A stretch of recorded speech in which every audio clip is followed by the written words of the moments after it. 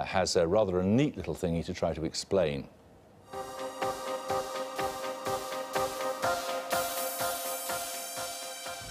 During the campaign and on the night, I'll be looking at the UK seat by seat, burrowing down to see how the molecular detail of each constituency actually plays into the big picture of the election overall. Today, on day one of the campaign, I want to give you an idea of the scale of the challenge that David Cameron faces if he's to win outright, and indeed what Gordon Brown needs to do if he wants to stay in power. So here's a map of the results from 2005. This is the way we voted last time round, constituency by constituency. And you might be surprised to see just how much blue there is. At a first glance, you could be forgiven for thinking that the Tories won that election, not Labour. And that's because the Tory MPs tend to have these big rural seats. I'm thinking of Penrith and the Borders, at Ludlow, Herefordshire North, Dorset West, whereas the Labour MPs tend to be clustered around these densely populated urban areas, Glasgow, Manchester, Birmingham, London and the South East. The successes of the Lib Dems are also magnified on this map, these big rural areas of North West Scotland, Central Wales and the South West of England. So what happens then if we modify the map to give a more accurate reflection of what actually happened?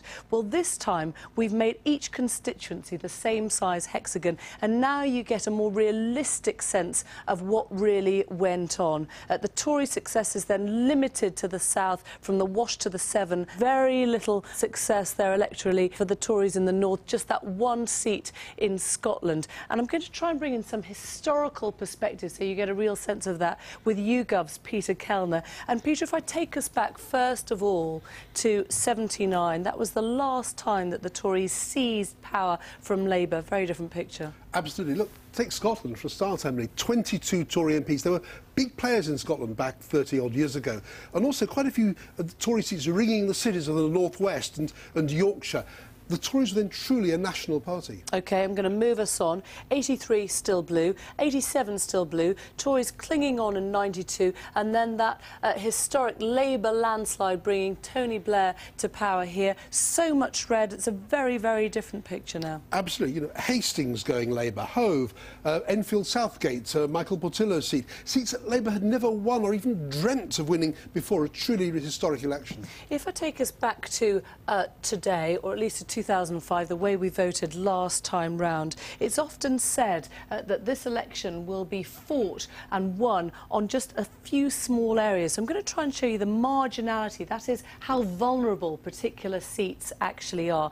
Now, this is a bit of a patchwork map. It looks confusing, but bear with me, I'll talk you through it. Some of the dark, strong colours, the dark blues, the dark reds, the strong golds, those represent the safest seats. Look at the paler colours, though, pale pink, pale blue, the sort of primrose colour for the SNP in Scotland, the slightly lighter green for Plaid Cymru in Wales. This is giving you a sense of more vulnerable seats now. And we're going to look now at Labour in particular, just to give you a sense of one example. These very pale pinks, risky pinks, compared to the dark red, the safe seats there. And these, Peter, possibly the most interesting battleground seats of the night. These are the seats that the Tories really need to gain in order to have an outright majority in the new House of Commons. A lot of them in the north. Again, suburban seats ringing the northern cities in the Midlands and the south. But there's a couple of interesting seats here. Take Blackburn, Jack Straw's seat, or Exeter, the seat of Ben Bradshaw, the Culture Secretary. Two cabinet ministers that could lose their seats to the Conservatives if the Conservatives really do win an outright majority. OK, Peter, thanks. And before we go, just a couple of key numbers for the election. If Labour want to stay in power, they cannot lose more than 24 seats. Now, if the Conservatives want to become the biggest party in a hung parliament, they need to win 71 seats. And if David Cameron wants to head up a parliamentary majority, he needs that magic number of 116 seats. Even that only gives him a majority of 2. So it's quite a struggle for either of the main parties, but Peter and I will be here on the night delving down into some of that detail and the trends of the seats. But something tells me you'll be seeing a lot more of us before then. Well, time for some inspiration now.